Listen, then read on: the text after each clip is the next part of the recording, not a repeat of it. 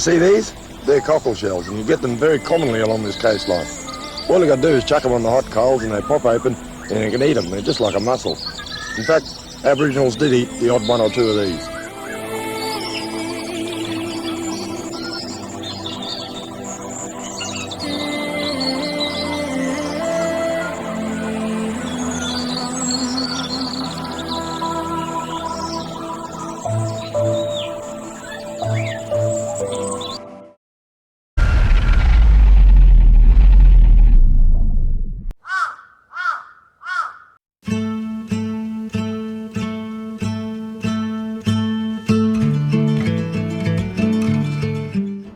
Well, folks, we're starting out today above the beautiful city of Townsville. There's the casino there in Castle Hill.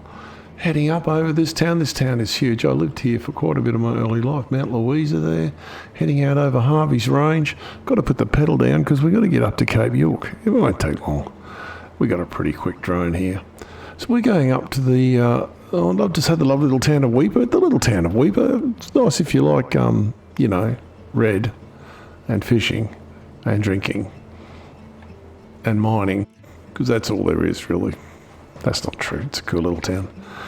A couple of my friends from school came from Weipa. There it is there. The red is obviously the bauxite mines where they're mining the clay. And the bay in front of it, just span out here so you can see how thin Cape York Peninsula is here. It's not that far away. There's Possession Island down there. More to that in an upcoming video.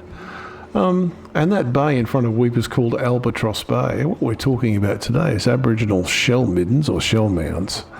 And they are everywhere here. There's hundreds of them. So let's have a quick look at why Weipa's actually here. Well, there it is. Said if you like red, this is your town. That's bauxite, a clay that is absolutely laden with aluminium oxide, mixed in with an iron compound. There it is there. Beautiful looking bit of gear. We had samples of that when I was at school up there. We learned all about it. Gets turned into alumina, which gets turned into aluminium. This is an Aboriginal shell midden. This one's actually got a four-wheel drive track up the side of it. These things are all over this area, and they are quite large. I mean, really quite large. As you can see, they ate a few of these shells over the years, and they've been studied now fairly in depth, thanks to, in fact, Rio Tinto Alcan, who are the miners up there, but I'll let someone who really knows about it tell you. In fact, Aboriginals did eat the odd one or two of these.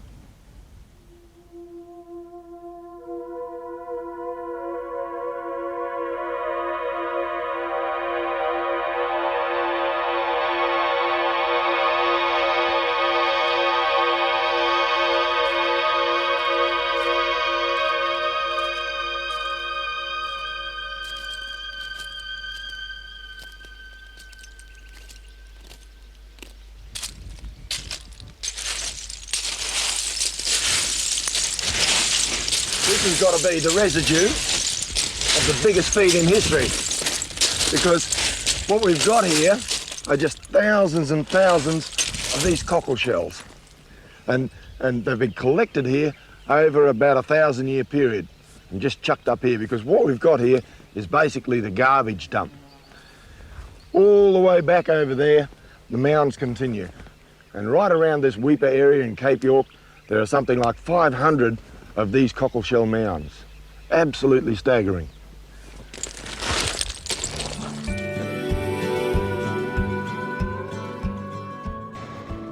So what were the native people eating? Well, they were eating these things. The Anagara granosa, the blood cockle. As Les said, they had a few of them.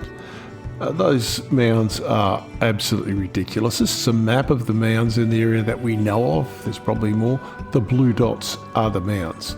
There are certainly over 500. There's probably over 600 in the area. There's a bit of scale for you. These were not small mounds. Aboriginal people did not mess up their campsites, because when they smashed these shells, they were very sharp, and they'd throw the shells in a dilly. Then they'd walk over to a midden heap and throw them on the midden heap. That's from Tom Petrie, and I believe that to be the case, because, even though there's some of the ones that have been studied so far, even though their feet were like Kevlar, a sharp shell is not good for your feet. Here's a sectioning of the mound. They've gone into these mounds and done some radiocarbon dating. So here's the sort of strata they come across. It's a very shallow one. L1 down the bottom is basically oyster shells. Everything else is blood cockle shells. But some of these are actually quite old. And it's surprising. They can't be mega old because of sea level change. Obviously, you're not going to walk 25 miles inland. So here's some of the ages. And those strata levels there in the stratigraphic layer refer to that previous shot.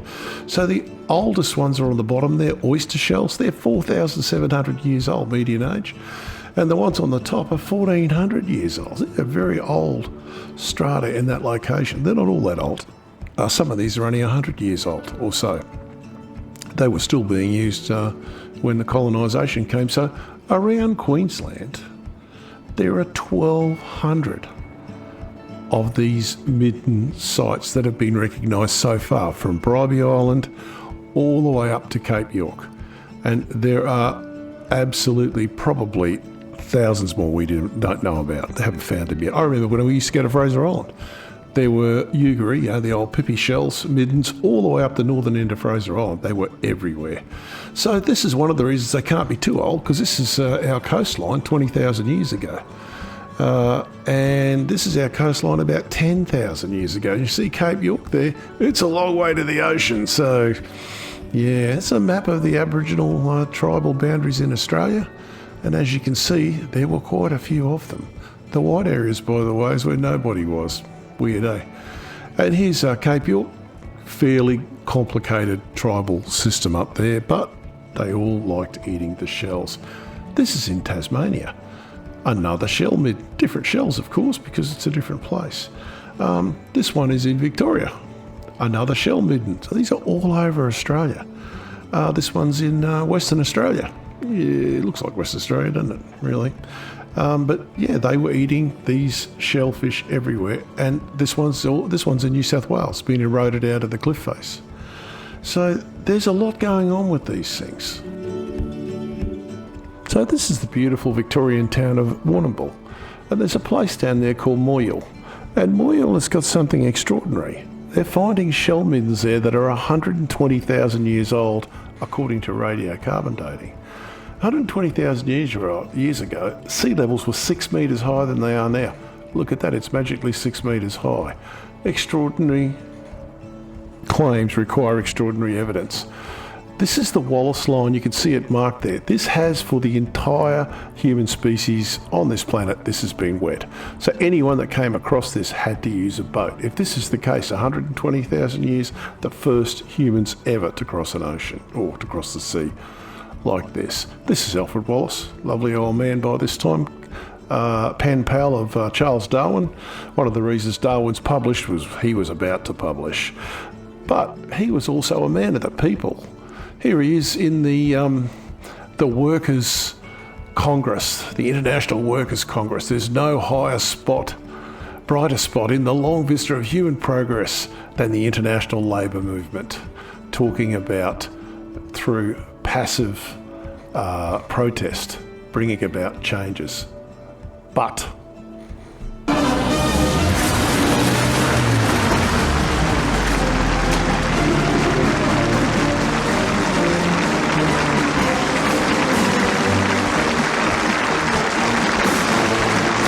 pinko subversives, closet commies. I like that. you tell them, Ken. We miss you. We really do.